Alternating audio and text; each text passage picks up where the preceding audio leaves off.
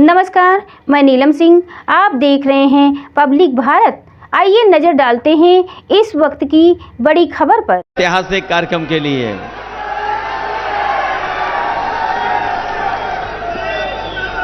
जब हम और आप लोग यहां पर सभा कर रहे हैं, ये दूसरे चरण का चुनाव है और पहले चरण में मतदान हो रहा है। जो पहले चरण से खबरें आ रही हैं, उससे महसूस हो रहा है कि इस बार पश्चिम की हवा भारतीय जनता पार्टी का पूरा सफाया करने जा रही है। और लग तो ये रहा है कि भारतीय जनता पार्टी का पहला शो ही फ्लॉप हो गया है। न केवल इनका शो फ्लॉप हो गया है, बल्कि इनके घिसे पिटे डायलॉग भी जनता सुनना नहीं चाहती है। जो अब तक भारतीय जनता पार्टी के लोग कहानी बना रहे थे, वो कहानी भी अब कोई सुनना नहीं चाहता है। और इधर पिछले 10 साल में भारतीय जनता पार्टी की जो पहचान बनी है, वो झूठ और लूट की बनी है। शायद इतना झूठ किसी राजनीतिक दल ने नहीं बोला होगा जितना भारतीय जनता पार्टी ने बोला है। और महसूस ये हो रहा है कि पूरे ब्रह्मांड में सबसे झूठी पार्टी अगर कोई है तो वो भारतीय जनता पार्टी है। मुझे खुशी है इस बात की कि इस बार डॉक्टर के मुकाबले में डॉक्टर खड़े हैं। मुझे तो कुछ लोग ये बता रहे थे कि आप इस इलाके में इसलिए हार रहे हो क्योंकि आप किसी डॉक्टर के मुकाबले कोई डॉक्टर तैयार नहीं कर पाए हो। मैं पार्टी के सभी साथियों का धन्यवाद दूंगा कि उन्होंने एक ऐसे डॉक्टर को तैयार किया है जो भविष्य की आने वाली पीढ़ी का भी इलाज करते हैं। इसलिए डॉक्टर के मुकाबले में डॉक्टर। और ये विधानसभा तो वो विधानसभा है जो रिकॉर्ड बना सकती है। ये विधानसभा तो ऐसा रिकॉर्ड बना सकती है कि अगर हम पिछले चुनाव के वोट देखें तो यहां पर जनता ने लगभग 1 लाख वोट दिया था। अब तो मैं सरों पर सम्मान और पगड़ी देख रहा हूं। जो परंपरागत कहीं और वोट डालते थे, इस बार मैं इनकी राजनीतिक चेतना का बहुत आभार प्रकट करता हूं कि पगड़ी और सम्मान के साथ इस बार साइकिल की मदद करने जा रहे हैं। ये 10 साल बाद बीजेपी के लोग आपसे वोट मांगने आ रहे हैं और इनके होर्डिंग देख लो। जो डबल इंजन की सरकार अपने आप को कहते हैं, दूसरा चेहरा होर्डिंग से गायब है। जो बड़ी होर्डिंग लगी हैं गाजियाबाद में, नोएडा में या देश के कोने कोने में, कहने के तो डबल इंजन सरकार है, लेकिन एक चेहरा है, दूसरा चेहरा गायब है। और जब वोट डालेंगे यहां के लोग तो जो चेहरा अकेला होर्डिंग पे दिखाई दे रहा है वो भी गायब हो जाएगा। और इस बार तो गाजियाबाद से लेकर के गाजीपुर तक सफाया होने जा रहा है। ये सरकार बचेगी कैसे? कैसे बचेगी सरकार? इंडिया गठबंधन इस बार इनके मुकाबले के लिए तैयार है। मैं जानता हूं बहुत से लोग ये चाहते थे गठबंधन हो जाए, गठबंधन की इच्छा रखते थे। कुछ लोग बोल नहीं पाते थे, दिल ही दिल में रखते थे कि गठबंधन हो जाए। बताओ समाजवादियों ने आपके दिल की बात की है कि नहीं की है? और गठबंधन में केवल कांग्रेस समाजवादी पार्टी नहीं, अब तो आप पार्टी भी आ गई है झाड़ू मारने के लिए। और हमारे किसान नेता मंच पे कह रहे हैं, जो हमारे किसान संगठन के नेता हैं, ये जानते होंगे इन्हें कितना सरकार से लड़ना पड़ा है। केवल अभी नहीं, अगर हम पिछला भी संघर्ष याद करें तो हमारे किसान भाई सालों साल संघर्ष किए सरकार के खिलाफ। और एक समय तो ऐसा आ गया जब देश के किसानों ने आह्वान कर दिया काले कानून के खिलाफ, तो इस सरकार ने सड़कों में गड्ढे खुदवा दिए, आरसीसी की दीवार लगवा दी, कीलें लगवा दी, फोर्स लगा दिया। कोई अगर ट्रैक्टर के लिए डीजल भरवाने जाता था तो डीजल नहीं मिलता था। पाबंदियां लगा दी, पुलिस खड़ी कर दी जगह जगह। लेकिन हम अपने किसान भाइयों को बधाई देंगे, वो सालों साल रुके रहे, शहीद भी हुए, लेकिन वो पीछे नहीं हटे। अंतोगतवा सरकार को पीछे हटना पड़ा और तीनों काले कानून उन्हें वापस लेने पड़े। मैं अपने किसान भाइयों को आज के दिन, जब देश का चुनाव होने जा रहा है, मैं आपको यह बताना चाहता हूं कि इंडिया गठबंधन और समाजवादी पार्टी ने तय किया है कि जब भी सत्ता में आएंगे तो हमारे किसानों के लिए कानूनी एमएसपी का अधिकार दिलाने का काम हम लोग मिलकर के करेंगे। जो लोग कहते हैं कि हमने 80 करोड़ लोगों को राशन दे दिया, जो अपनी उपलब्धि बता रहे हैं, मैं उनको कहना चाहता हूं कि केवल हमारे किसान और किसान परिवारों के लिए फसल की कानूनी अधिकार दे दो, आपको 80 करोड़ लोगों को कभी राशन नहीं देना पड़ेगा। आपको फसल की गारंटी दे दो, एमएसपी की गारंटी दे दो, आपको राशन नहीं देना पड़ेगा। जहां किसान तैयार है, वहीं हमारा नौजवान भी तैयार है सरकार को हटाने के लिए। ये नौजवान वो है जो नौकरी की तलाश में, रोजगार की तलाश में सरकार में न जाने कितना निराश हुआ, परेशान रहा, परीक्षाएं लिखी, तैयारी की, ट्यूशन पढ़ाई की, जो कुछ कर सकते थे नौजवानों ने अपनी परीक्षा के लिए तैयारी की। लेकिन दुर्भाग्य है कि भारतीय जनता पार्टी की ऐसी सरकार है जहां पे कोई परीक्षा होती है उसका पेपर लीक हो जाता है। और केवल एक लीक नहीं हुआ पेपर, हमारे नौजवान जानते होंगे जो जो परीक्षा हुई है अभी तक उत्तर प्रदेश में, सब परीक्षाओं में पेपर लीक हो गए। और अभी तक 9 से ज्यादा परीक्षाएं के पेपर लीक हुए हैं। किसी को नौकरी नहीं देना चाहती सरकार। अभी हमने जब गणित का हिसाब किताब लगाया तो मैंने कहा कि अगर उत्तर प्रदेश में जो परीक्षाएं जिनके पेपर लीक हुए हैं उन नौजवानों की संख्या 60 लाख है, और यही 60 लाख नौजवान अगर उनके मां बाप को जोड़ दें तो 60 लाख परिवारों में 3 सदस्य हो गए जो इस सरकार के खिलाफ हैं। अगर 60 लाख का गुणा हम 3 से कर दें तो 1 करोड़ 80 लाख बनता है। और यही 1 करोड़ 80 लाख अगर 80 लोकसभाओं से भाग दे दें तो हर लोकसभा में 2,25,000 इस भारतीय जनता पार्टी का वोट कम हुआ है। जिस दल के खिलाफ किसान और नौजवान हो वो सरकार बचेगी कैसे, ये बता दो हमें आप।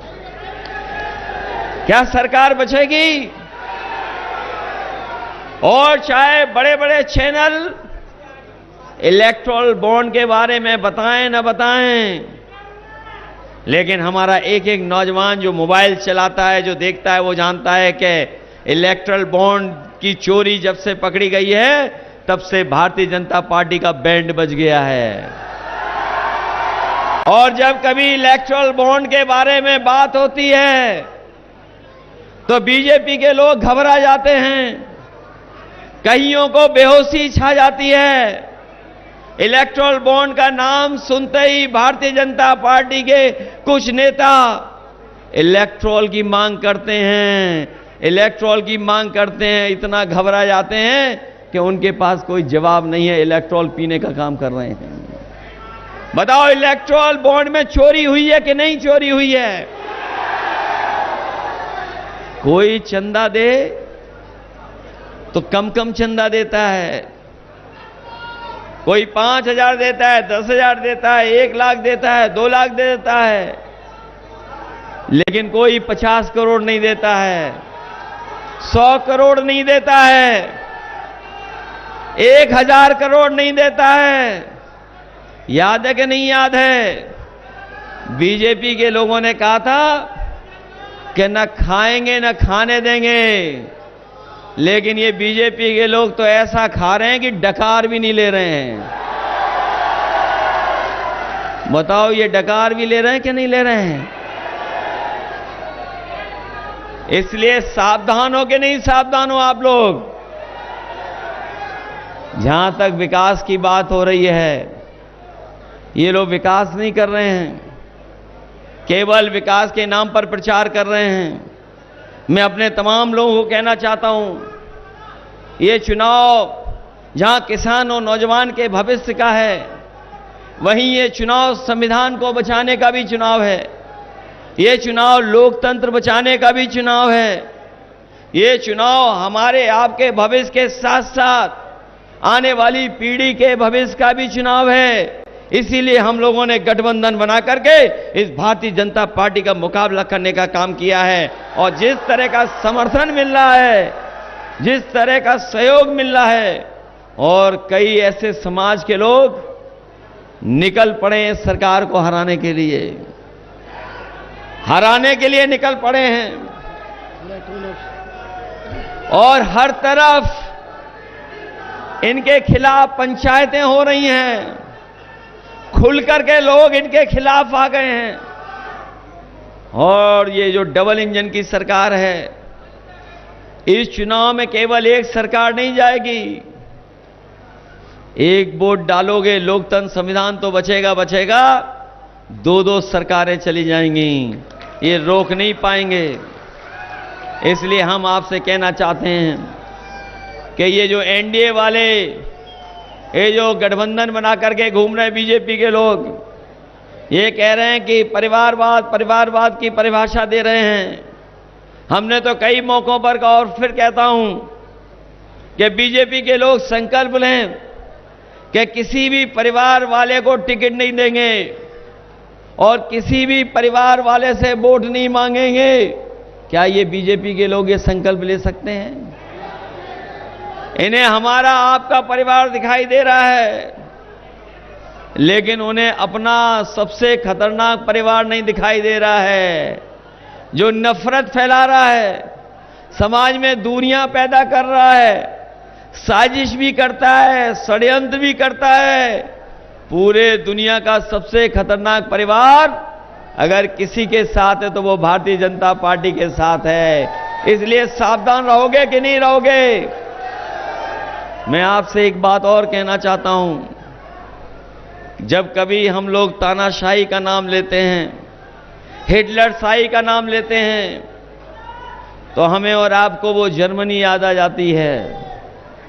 याद रखना, जो जर्मनी का तानाशाह था वो लोकतंत्र के माध्यम से ही, वोट के माध्यम से ही पहुंचा था, और एक बार गद्दी पर बैठ गया था, फिर गद्दी से नहीं हटा। इसलिए हम आपसे अपील करना चाहते हैं, आज तो वोट डाल ही रहे हैं लोगों ने ऐतिहासिक वोट डाला, अभी तो शाम तक वोट डालेंगे। जहां पहले चरण में लोग वोट डाल रहे हैं सुबह से, मैं उनसे और अपील करता हूं कि जब तक उनका वोट पड़ जाए तब तक लाइन से ना हटें, और जो साथी अगर वोट के लिए रह भी गए हैं तो उनको बुला करके वोट डालें, क्योंकि यही वोट है जो हमारे लोकतंत्र और इन तानाशाहों से बचाने का काम करेगा। क्योंकि झूठे लोग हैं, ये झूठे लोग हैं और झूठ के साथ साथ ये लूटने का भी काम करते हैं। हम अपनी उपलब्धियां क्या बताएं, हमारे बुलंदशहर और नोएडा, ग्रेटर नोएडा के लोग जानते होंगे कि जब जब समाजवादी सरकार आई है, काम किया है। आज भी सड़कों पर अगर कोई तकलीफ और बीमारी में है, परेशानी में है, अगर कोई फोन मिलाता है, एम्बुलेंस मांगता है, तो फोन करने पर अगर एम्बुलेंस पहुंचती है तो वही एम्बुलेंस है जो कभी समाजवादियों ने शुरू की थी, वही हमारे गरीबों की मदद कर रही है।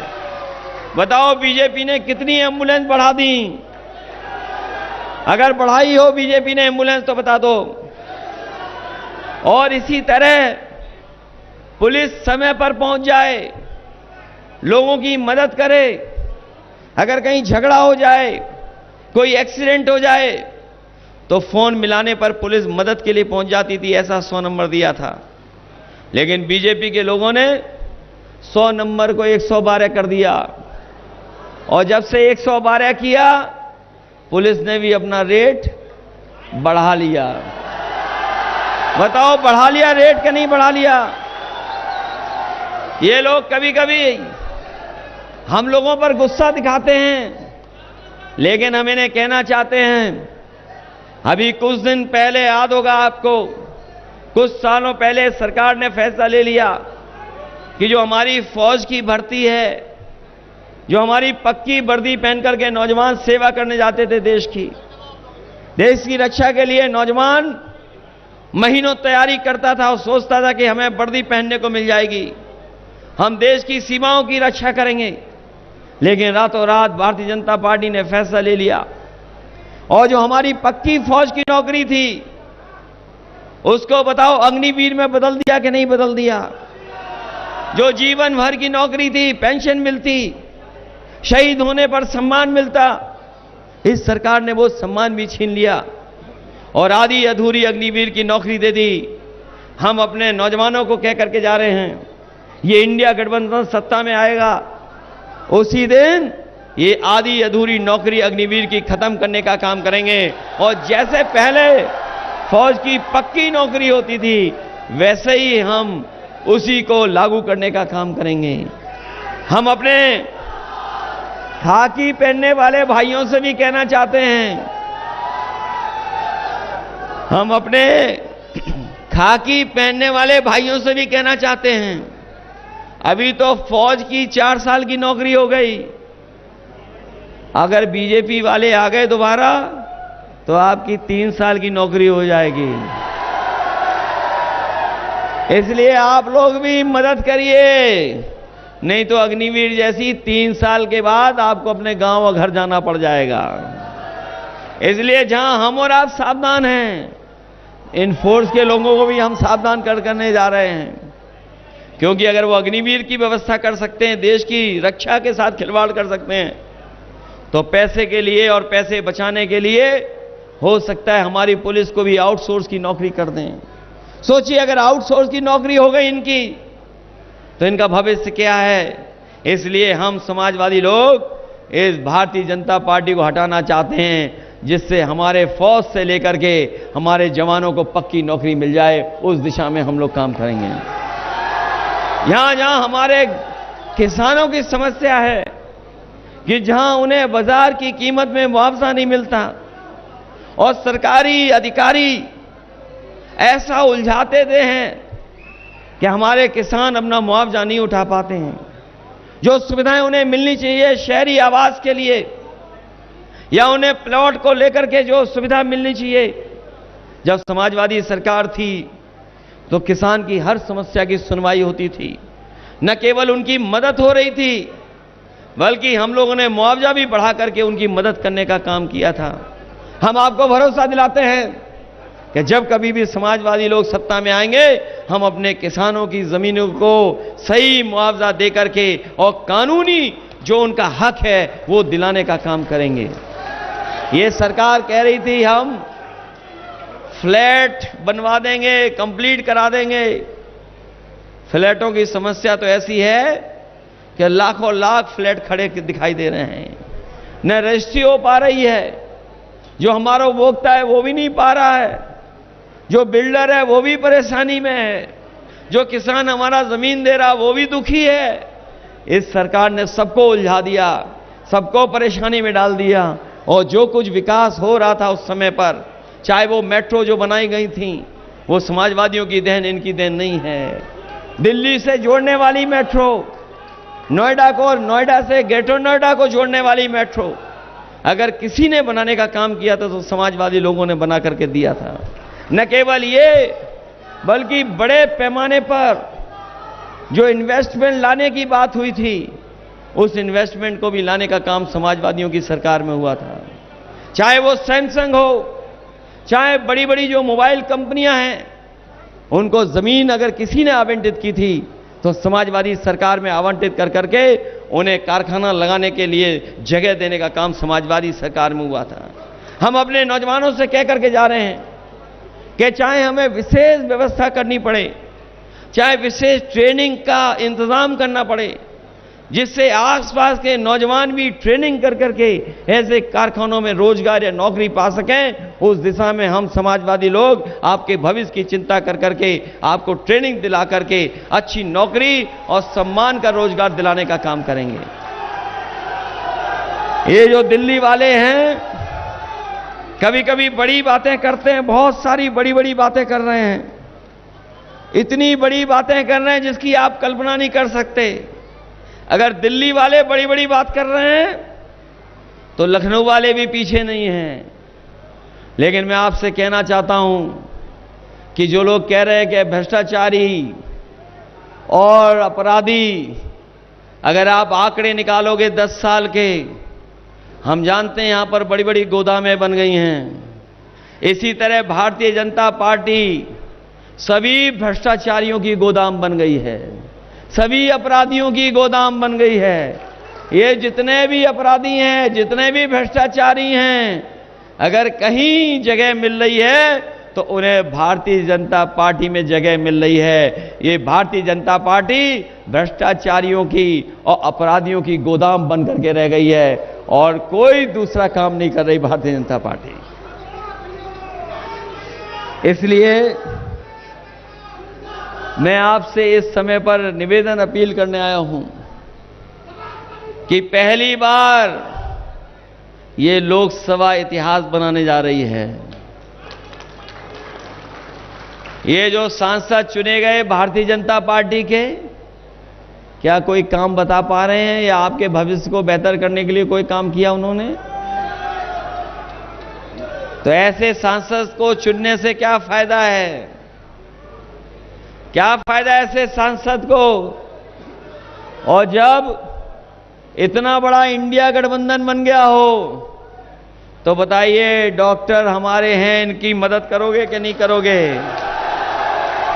और इस बार तो लग रहा है कि नोएडा भी इतिहास बनाने जा रहा है, मेरठ भी इतिहास बना रहा है। और जो पहले चरण का चुनाव चल रहा है, आप लोग तो सब मोबाइल वाले, सब जानकारी कर रहे होंगे, परिचित भी लोग हैं।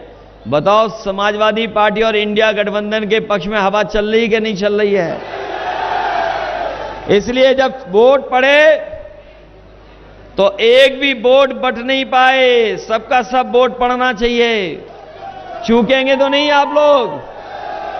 ये नोएडा वाले तो नहीं चूकेंगे, ये जो सामने दिखाई दे रहे हैं। बहुत सारे हमारे जिम्मेदार कार्यकर्ता नेता सामने और बाईं तरफ खड़े हैं, आप लोग गलती तो नहीं करोगे? इससे बेहतर समीकरण क्या हो सकता है बताओ आप? इस बार समीकरण अच्छा है कि नहीं है? समीकरण है अच्छा, और सब लोग वोट दे रहे हैं कि नहीं दे रहे हैं? इसलिए याद रखना, समाजवादियों ने बहुत काम करके दिखाए थे। आज भी लोग याद करते हैं कि समाजवादियों ने जो काम उपलब्धियां उस समय की थी। इसलिए सब लोग मिलकर के हमारे डॉक्टर महेंद्र नागर जी के पक्ष में वोट डाल देना, एक एक वोट दे करके इन्हें जिताने का काम करना। यही निवेदन, यही अपील मैं आपसे करना हूं। आप सबका बहुत बहुत आभारी हूं और अपनी टैटू टीम का भी बहुत बहुत आभार कि जो एक नई तरह की नई टीम बना करके निकले हैं। हमें पूरा भरोसा है कि जो इंडिया गठबंधन बना है, नई उम्मीदों के साथ हमारा मिली जुली संस्कृति को मजबूत करने वाला, हमारा ये इंडिया गठबंधन भाईचारे को आगे बढ़ाने वाला, हमारा इंडिया गठबंधन देश को आगे ले जाने वाला और दुनिया में अपनी पहचान बनाने के लिए भारत को आगे बढ़ाने वाला काम हम लोग मिलकर के करेंगे। हमें पूरा भरोसा है हमारे किसान भाइयों पर, नौजवानों पर और आई हुई जनता पर कि सब लोग मिलकर के डॉक्टर महेंद्र नागर जी को वोट देकर के जिताने का काम करेंगे। और हमारे जो पगड़ी पहन करके बड़ी संख्या में लोग आए हैं, मैं इनका भी आभारी हूं कि इन्होंने अपना सम्मान सर पर रख करके ये तय कर लिया है कि अगर किसी के सर पर पगड़ी इस बार पहुंचेगी तो डॉक्टर महेंद्र नागर जी के सर पर पगड़ी होगी। बहुत बहुत धन्यवाद, बहुत बहुत बधाई आपको। स्वस्थ रहने के लिए इस्तेमाल करें अयोध्या धाम का श्री राम नाम स्पेशल निरोगी चूर्ण और बुकनू।